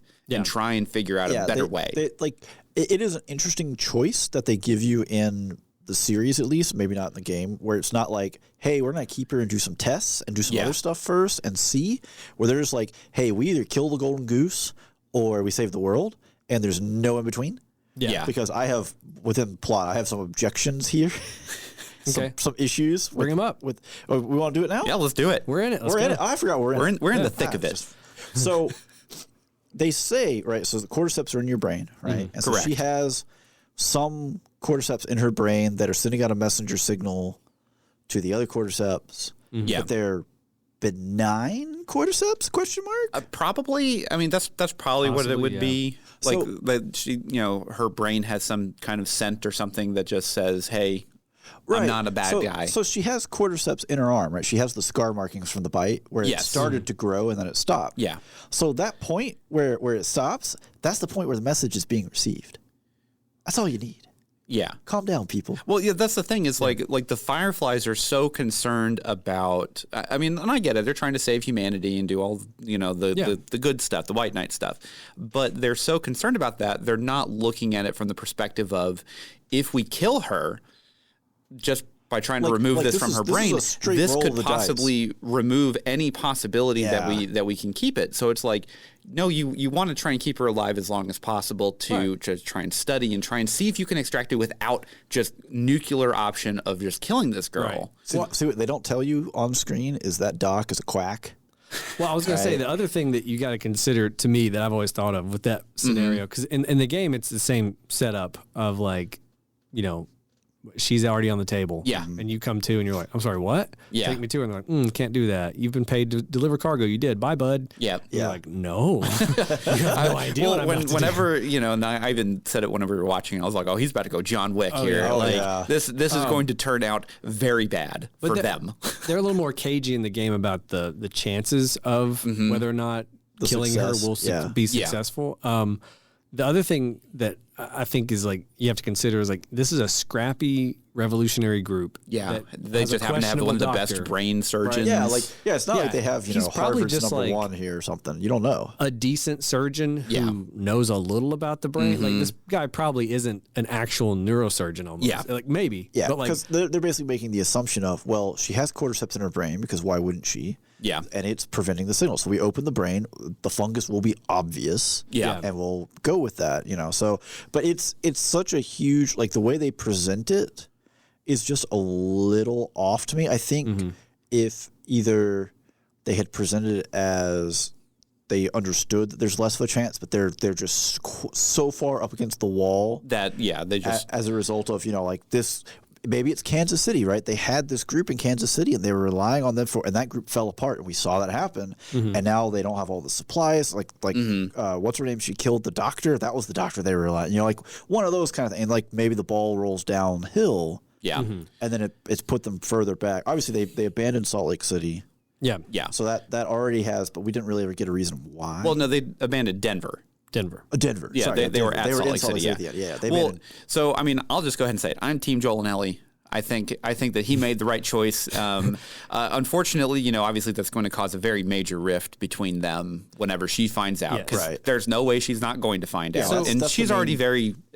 She's cagey. She knows. Yeah. Let's talk about that ending because that was another thing that like when I finished the game for the first time and I like put the controller down, I leaned back and I was like, oh man, because like she in the game it's very similar. Yeah. You know, she says the same thing of like, swear to me that you tell me the truth, and he goes, I swear. And then she like you see in the Kind of game like a flinch. it's like he could be lying.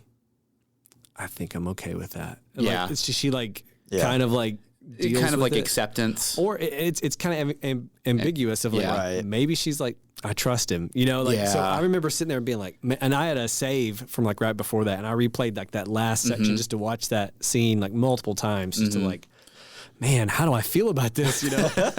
Because him lying to her when she wakes up in the back of the truck. Yeah. and then, Well, like, and you can tell that like even though she's still waking up from the drugs, like she's like something's not right here. yeah, like I just ended up in the back of this truck. What's happening? You Yeah. know? I was in a hospital. So, what are some other plot things you guys liked? What I liked. Yeah. Oh man.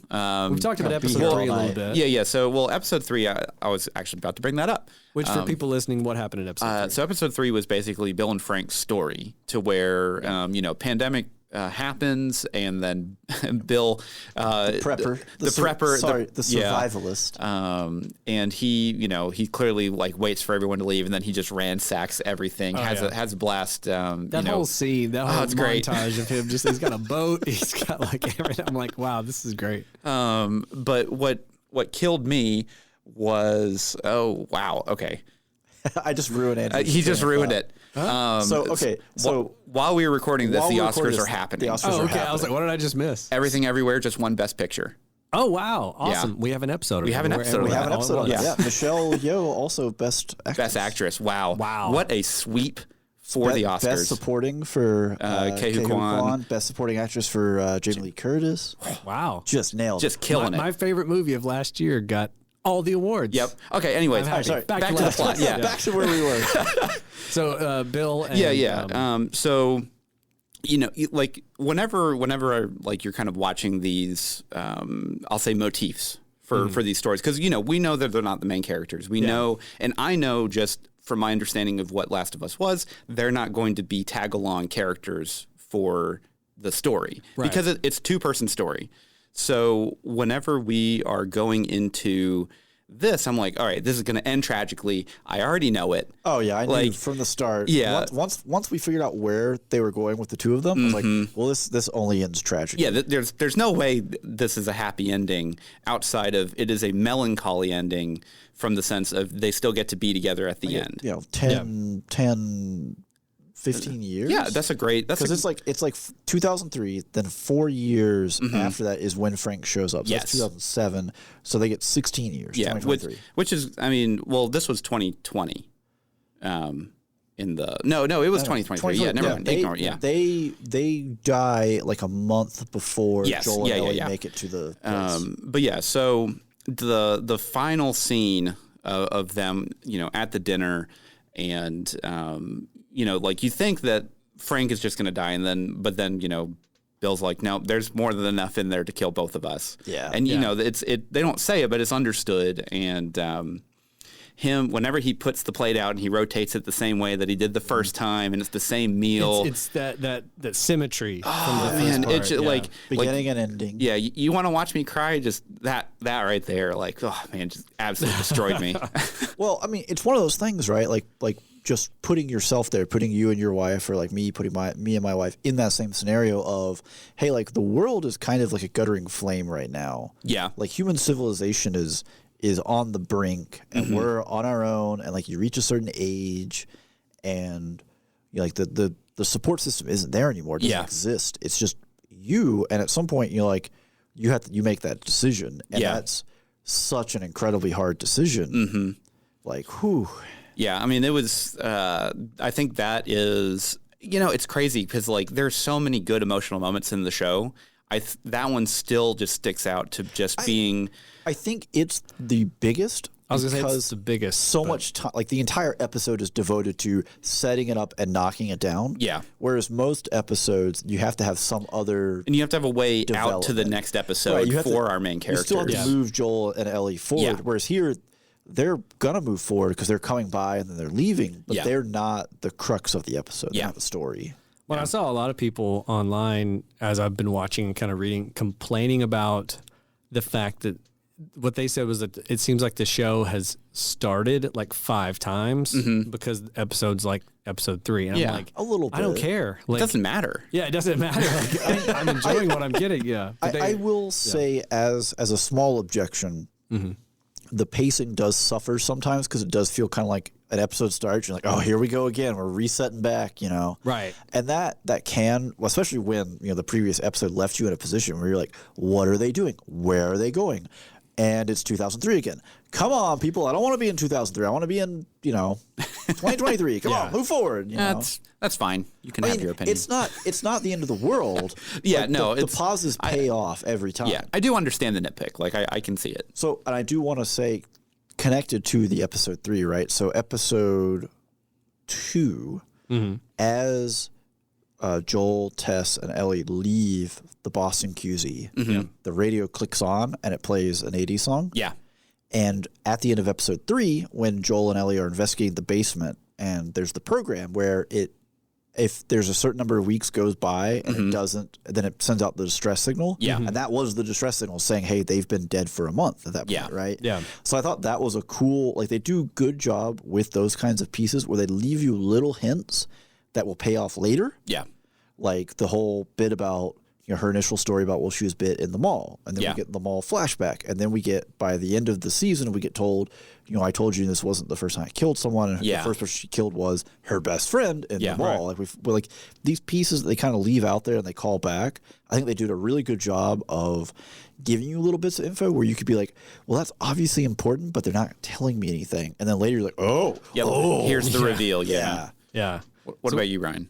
Man, there's so much. I'm trying to think of I really do like the opening scene from episode 1, and I think the way Joel's daughter and like the whole thing with the watch, like that always comes back to me of like she fixes this watch that wasn't working, and then he gets it, and then it dies. Yeah, it's broken. She gets shot or whatever, and then later when Ellie's like, your watch is broken.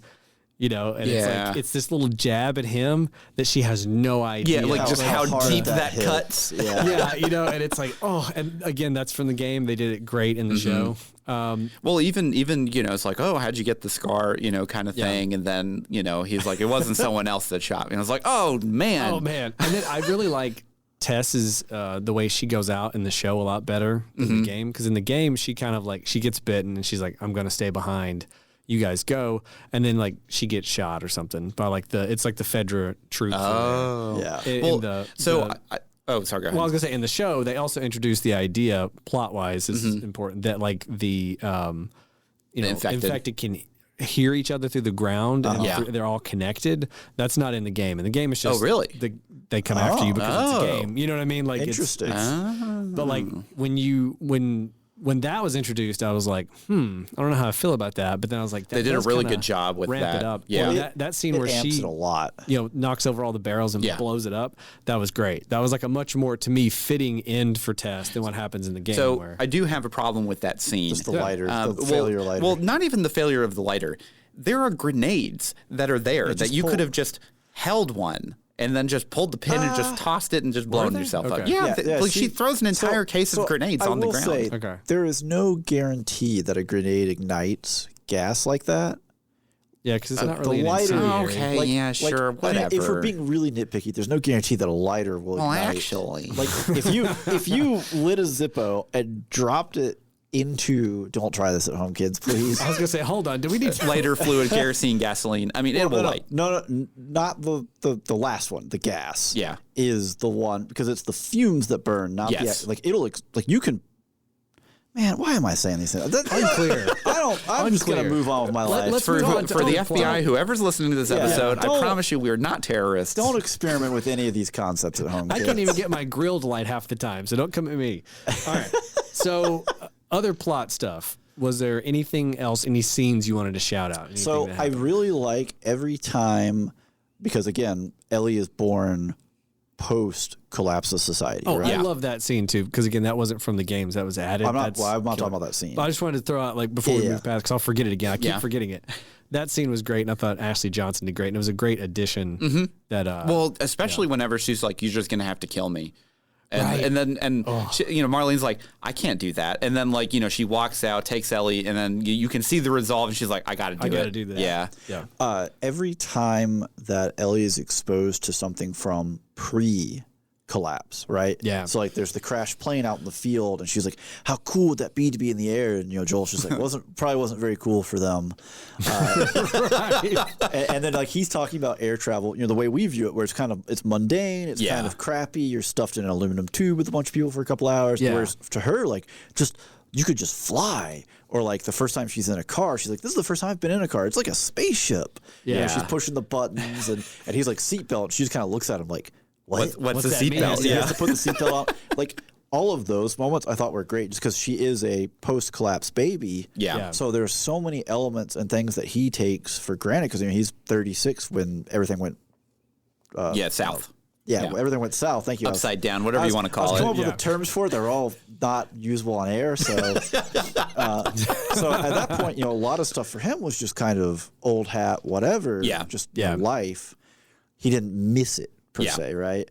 So I thought the way they handled that and the way they presented all those concepts was really good, just because it really drives home, you know, a lot of post-apocalyptic settings and shows, it feels like most of the characters, they like endure the collapse. Yeah. And then they don't ever really give you a character where it's like, well, this person's existed for 10 years of collapse and that's all they've seen. You know? Like you don't really get that. You get, you know, 40-year-old man who's tough and strong and ex-military, or, you know, whatever. Well, and I think that the culmination of that's really good is when she's talking to him about what he was before the collapse. He's like, I was a contractor. He's like, everyone thought we were cool. You know, he's like talking it up, and she's like, awesome. You know, and she's just like buying it wholesale. Yeah. He's gaslighting her about how cool contractors were. I thought that was great. Go back to episode 1, right, when he's like, you know, they ordered in the wrong type of concrete. Now we can't get the frame up. You know, like this. Yeah. I love just the mundanity of that. Mm-hmm. I had another piece here. It's a complaint, but I can't think of it at the moment. So we'll sort of so one of I actually really enjoyed the opening scene or opening section of like the collapse of society, like when the infection like started happening and stuff. One, because the tension was fantastic, because you know it's going to happen. You know that the old lady is going to turn into the cordyceps. She walks outside into like the dead quiet street, and you're like, "Oh, this is not good." And like the fighter jets go overhead, you're like, "Oh, this is not good." Yeah, and like they did such a good job at delaying the information of what is actually happening until the absolute last possible second. Yeah, and that's what was so good. And I don't watch zombie films. I don't watch really anything scary, and this is kind of getting more in entertainment, but I'm very glad that this was not a zombie show. I mean, sure. Well, I know you had one more thing. Yeah, but or maybe Ryan had entertainment's all the same thing. Yeah. But yeah, I thought the whole opening section of the series was just phenomenal. Yeah. Like just really well done. So in the game, you play as Joel's daughter. That's how they kick you off. You start off and you're walking around the house as her, and he's not there.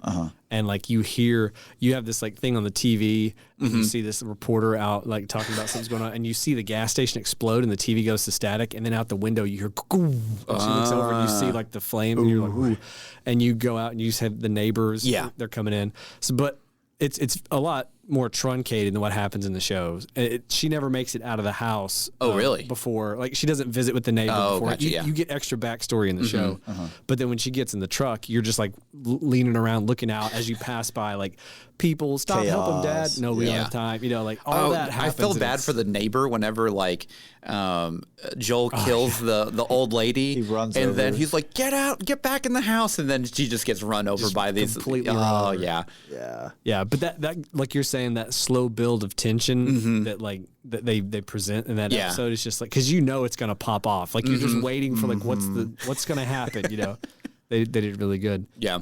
I'm trying to think of anything else before we get fully into entertainment. Did you have so I know what my number one biggest plot complaint period for the show is going to be, and it's going to be, you're in Wyoming. Tommy has agreed, ex-military, better shape than Joel, knows the way. He's agreed to take Ellie. Yeah. And Joel regrets giving Ellie into his care.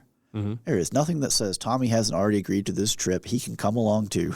That was a confusing. Well, yeah, but I mean, like that was the thing. I was like, well, he was already going to go anyway. Like, why don't you just come with you? He already agreed to this. Like at this point, it's just an extra set of eyes and another dude who can work a gun. Like, you already saddled the horse, man. Just get on it, So that threw me a bit because I thought, for most of the series, Joel's motivation is finding his brother, right? It's not Ellie. Yeah. And obviously for the emotional impact, you need that to shift and change.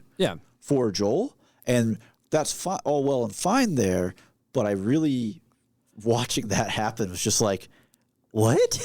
Well, he's already agreed to it. Just come on. I feel like you can't overstate the fact that in this world, if you go on that trip, very slim chance you make it back. You know what I mean? Oh, like, I know, as Tommy. I know. And having a wife and a kid on the way, like, I feel like that's an easy, like, oh, you got her, good. I'll see you later. We got movie night tonight, and I have power here, so see ya.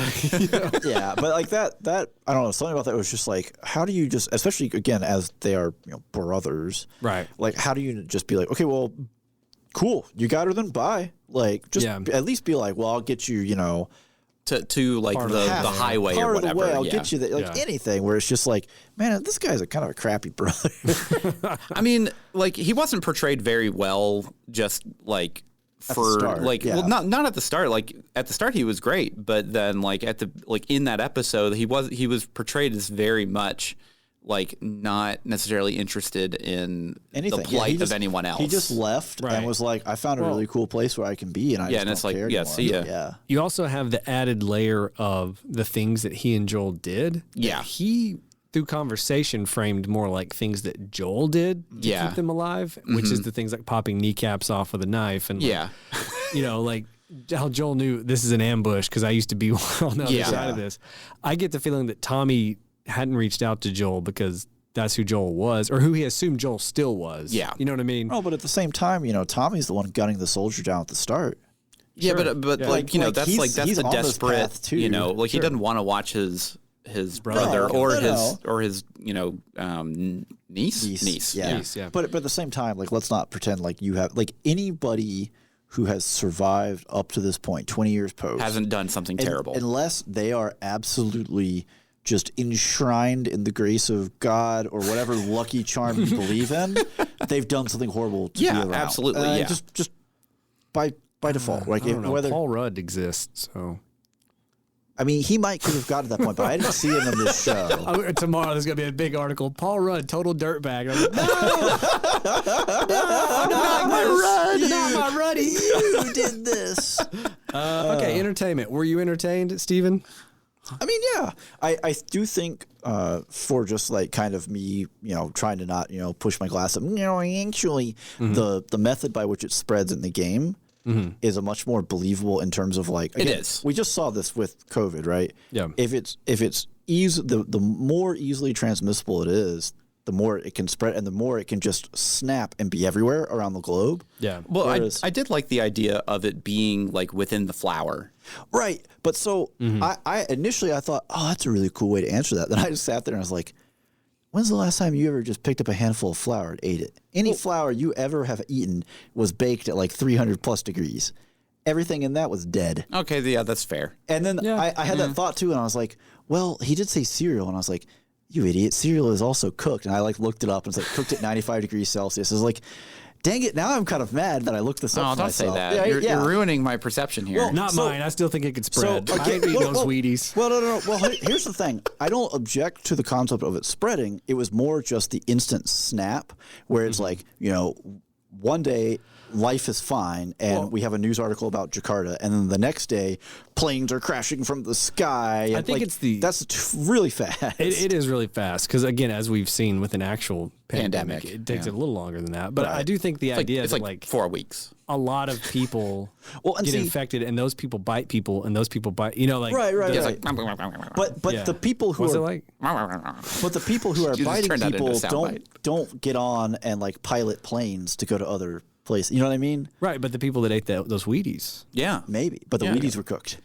Hate to break it to you. Yeah, well, get out of here. Get out of here. Sorry to be that person. No, it's fine. The thing is, from my perspective, right, not understanding how the spread was going to be presented and not actually knowing that there was going to be a big time jump, right? Yeah. I thought like half the first season was just going to be the outbreak and like the collapse of society. So then when it was like one night and like we go from, traffic jam to planes are crashing, everything, I was like, 20 years later. Oh, we just ripped the Band-Aid off with this one and now it's 20 years later. Oh, okay. I'm actually kind of glad that they skipped ahead because I mean, it works, right? Yeah. Well, That's there's the no story. saying it doesn't You know what I work. mean? Yeah. That's where the meat of what our story's Yeah. about. Well, we get happens to there. we get to establish Joel as a character, put some motivations in there with his daughter and his brother, and then leap 20 years and still have, the brother motivation in there and have, lingering guilt from the daughter or whatever. And then watch Ellie twist the knife with secondhand comments that are completely innocuous. Snide, snarky comments where it's just like, ugh. Teenagers, man. I tell you, man, they're the worst. So, Andrew, were you entertained? I sure was. Obviously. Yeah. Yeah. I absolutely loved the show. Well, and I don't want to leave mine as, I just found one Oh, nitpick yeah. that ruined it. It was very entertaining. It's also a very hard watch in a lot of ways. It is. Right? Anytime this subject matter comes, like there's a reason why when we were like post-apocalyptic settings, I was like, book, because I don't watch a lot of these shows. Right, It's yeah. not something where I'm like, The Walking Dead, let's turn it on and let's watch society collapse and people be terrible to one another. Like, Yeah. Well, so to compare it directly to The Walking Dead, which I have not seen all of, I dropped out like season 6 or something. You were probably missing on nothing just based Yeah. on the slow downfall of viewership that I have seen in graphs. of one of like the biggest name shows, Yeah. period. Yeah. For me, The Walking Dead started off so good because that first season was only 6 episodes, and they put the entire budget of a full season into those 6. Yeah. And it did a lot of the same things that The Last of Us does very well, where like you get this, story that's like self-contained. It's a small group, and they had the emotional stuff going on. And then season 2, half their budget went to Breaking Bad. And so they had to set it probably a all better in call. like one location. So you went from in the first season going to 6 different locations across 6 episodes to one location across 12 episodes. Wasn't that where everyone complained about we're just trapped on the farm? We're or on the whatever? farm, yeah. And so for me, I lost interest in Walking Dead early, but kept with it. And Yeah. it gets better than worse. It's like an up and down. Whereas Yeah. this show, I feel like, is It just ramps. in season 1 at least, consistent, and again, it ramps on like both the story and the performances. Well, I was going to say. It scales up into episode 3, and when you end episode 3, you realize that somebody else leaned over and put the pedal down, like to put your foot down on the pedal, and you don't get a choice anymore, right? Yeah.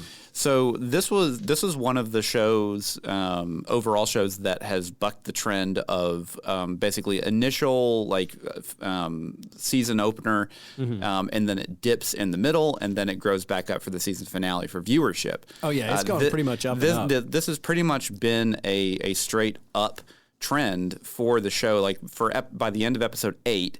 It was like 8.1 million viewers. Apparently, I don't know the exact numbers for that. It's 8.1 million. It was up 74% from the season premiere. Yeah. Which is very rare. It only happens like with like Seinfeld and like maybe Breaking Bad season 5. But there's just so many like very specific instances. This is just one of those that has bucked the trend and actually been a growing show for every episode. And we're recording this the night of the finale, by the way, so we don't know total viewership numbers from tonight, but I'm sure it continued upwards, which is very, very good to see. Yeah. I like when good television gets a lot of viewers because it makes me sad inside when bad television gets lots of viewers, because it's like, I don't want TV execs to learn the wrong lessons. And I hope everyone's looking at this. Just a quick shout out, Round the Bend, Sandman, fantastic show, adapted extremely faithfully with a lot of input from Neil Gaiman. The Last of Us, adapted fantastically with a lot of input from Neil Druckmann. He's the series showrunner, right? Yeah. Like, I think what we're seeing finally is Hollywood like, hey, we should probably have the original creators we should tell us what to do. We like our money, so instead of paying someone else to interpret this person's work, what if we just paid that person to present their work? Yeah. And then the nerds give us money. Yeah. That whole idea that like, cool, you came up with this cute idea. Now we are going to get a Hollywood screenwriter and a Hollywood director that's never even seen or played your game, and we're going to really adapt it, is hopefully coming to an end. I really hope that Wheel of Time. Yeah, recent shows can like teach the right lesson. Yeah. Like getting the people involved from the start is a good thing. Yep. Yeah. So before we kind of wrap up, Last of Us has been greenlit for season 2. Yes. I do know that there is a time skip. Basically, at least from the game. At least from the game, and who knows what happens. But I'm really looking forward to it. Obviously, don't tell us what happens. Because all I know is that the internet was angry about part 2. Yeah. Big mad. Very, very big mad. Big mad. Oh, interesting. So, and I read articles about that a long time. Were you one of the big mad people? No, absolutely not. Oh, okay, cool. There's also a group of people who really enjoyed it, right? Yeah. Like, I mean, I'll be very cagey about it because, like they sent death threats to Neil Druckmann and all sorts of stuff. Oh, but people lost their minds over it. Yeah. Basically, The Last of Us Part 2 is a very different story than The Last of Us Part 1. Okay. Whereas The Last of Us Part 1 was pretty, point A to point B linear. And the show, deviated a little bit because you get the Bill episode with all that. Yeah. The second one tells a much more ambitious story. Yeah. That requires a lot of emotional buy-in on certain characters. Gotcha. That is very difficult to get behind because it's trying to challenge you in different ways. Whereas this one, I'm Team Joel. I'm gonna save Ellie. Yep. Right. Like it's for me at least when I played the game, it was a very cut and dry. Like I shot those doctors before they could even object. I'm getting my baby girl. Right. You don't have that in the second one, and so it's a little more ambiguous. And some people, I think they learned the wrong things from the first one, where even though, like, I don't think, I would, as Joel, I clearly would have killed the doctors.